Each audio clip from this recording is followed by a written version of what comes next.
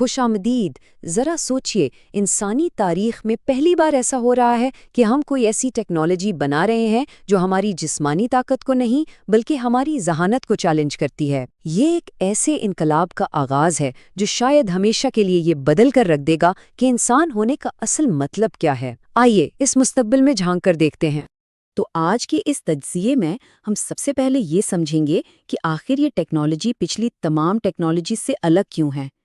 پھر ہم دیکھیں گے کہ ذہانت کو کیا چیلنج درپیش ہے، کوانٹم لیپ کیا چیز ہے، اس کے کیا فائدے اور کیا خطرات ہیں، اور آخر میں بات کریں گے انسانیت کی آخری سرحد کی۔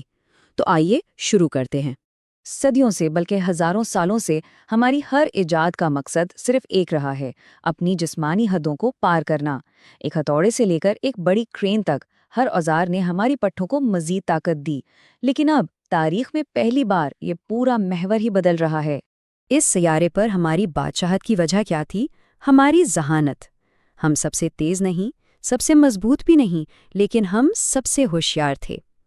آرٹیفیشل انٹیلیجنس تاریخ کی وہ پہلی ٹیکنالوجی ہے جو ہماری اسی بنیادی برتری کو، ہمارے آئی کیو کو سیدھا سیدھا چیلنج کر رہی ہے۔ تو یہ چیلنج یہ سامنے آیا کیسے؟ دیکھیں، یہ کوئی اچانک ہونے والا حملہ نہیں تھا، بلکہ یہ تو ایک آہستہ آہستہ مگر مسلسل آگے بڑھنے والی پیش قدمی تھی جس نے ایک ایک کر کے ان علاقوں پر قبضہ کر لیا جنہیں ہم صرف اپنا سمجھتے تھے۔ سب سے پہلے تو مشینوں نے حساب کتاب میں ہمیں پیچھے چھوڑ دیا، جو خیر سمجھ میں آتا تھا۔ پھر انہوں نے شطرنج جیسے پیچیدہ کھیلوں میں دنیا کے عظیم ترین استادوں کو ہرا دیا، جو کافی حیران کن تھا۔ لیکن اصل زلزلہ تو تب آیا جب انہوں نے زبان کے میدان میں قدم رکھا، وہ جگہ جسے ہم اپنی روح کا گڑھ سمجھتے ہیں۔ ہماری آخری دفاعی دیوار تھی زبان۔ ہم سوچتے تھے بھئی یہ کیسے ممکن ہے، ایک مشین شاعری، طنز، جذبات ان سب سے بھری زبان کو کیسے سمجھے گی؟ یہ ایک ایسی دیوار تھی جس کے بارے میں ہمارا خیال تھا کہ یہ کبھی نہیں ٹوٹے گی۔ لیکن وہ دیوار اب گر چکی ہے۔ آج کے اے آئی ماڈلز نہ صرف محاورے اور سیاق و سباق سمجھتے ہیں، بلکہ ٹیکنیکل ٹرانسلیشن جیسے شعبوں میں وہ بہترین انسانی مترجموں کو بھی پیچھے چھوڑ رہے ہیں۔ اگر آرٹیفیشل انٹیلیجنس کی رفتار ایک تیز رفتار ٹرین کی طرح ہے، تو اس کے بعد جو تکنیکی چھلانگ ہے نا، وہ تو روشنی کی رفتار سے سفر کرنے جیسی ہے۔ ہم کوانٹم کمپیوٹنگ کے دور میں داخل ہو رہے ہیں۔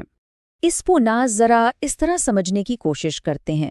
ایک عام کمپیوٹر سمجھ لیں ایک ایسی لائبریری میں ہے جہاں وہ ہر کتاب کو ایک ایک کر کے پڑھتا ہے، جبکہ ایک کوانٹم کمپیوٹر وہ ان تمام کتابوں کو ایک ہی وقت میں پڑھ سکتا ہے۔ یہ صرف سپیڈ کا فرق نہیں ہے، یہ تو حقیقت کو پروسیس کرنے کا بالکل نیا انداز ہے۔ اسکرین پر یہ نمبر دیکھیں، 5 منٹ، صرف 5 منٹ۔ یہ وہ وقت ہے جو گوگل کی کوانٹم چپ نے ایک ایسا حساب لگانے میں لیا جو ہماری ٹیکنالوجی کی حدوں کو بالکل واضح کر دیتا ہے۔ اس پیمانے کو سمجھنے کی ذرا کوشش کریں۔ کائنات کو بنے ہوئے تقریباً 14 ارب سال ہوئے ہیں۔ دنیا کے تیز ترین سپر کمپیوٹر کو یہ کام کرنے میں اس سے بھی خربوں گنا زیادہ وقت لگتا، اور کوانٹم کمپیوٹر اس نے یہ کام صرف 5 منٹ میں کر دکھایا۔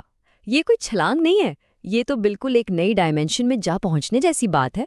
اس قسم کی بے پناہ طاقت انسانیت کو ایک ایسے دوراہے پر لا کھڑا کرتی ہے جہاں سے دو بالکل مختلف مستقبل کے راستے نکلتے ہیں۔ ایک طرف تو ایک سنہرا دور نظر آتا ہے، ایسا مستقبل جہاں ہمارے بڑے بڑے مسائل حل ہو جائیں گے، ذاتی نوعیت کی صحت کی دیکھ بھال سے لے کر ہر ایک کے لیے حقیقی معنوں میں مؤثر تعلیم تک۔ لیکن سکے کا دوسرا رخ بھی ہے۔ ہمیں ایک ایسی ذہانت بنانے کے امکان کا سامنا ہے جو ہماری اپنی سمجھ سے اتنی آگے ہو کہ کائنات میں ہماری اپنی جگہ پر ہی ایک بنیادی سوال کھڑا ہو جائے۔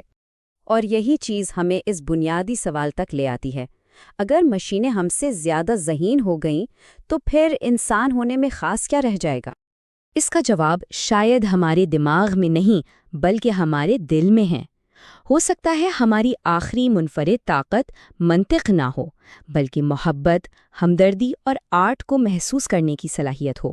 یہ وہ انسانی تجربات ہیں جنہیں شاید کوئی کوڈ، کوئی الگوریدم کبھی بھی کاپی نہ کر سکے۔ اور یہ بات ہمیں ہمارے دور کے سب سے گہرے، سب سے اہم سوال کے ساتھ چھوڑ جاتی ہے۔ یہ ہمیں مجبور کرتی ہے کہ ہم دوبارہ سے سوچیں، دوبارہ سے تعریف کریں کہ آخر ہم ہونے کا مطلب کیا ہے۔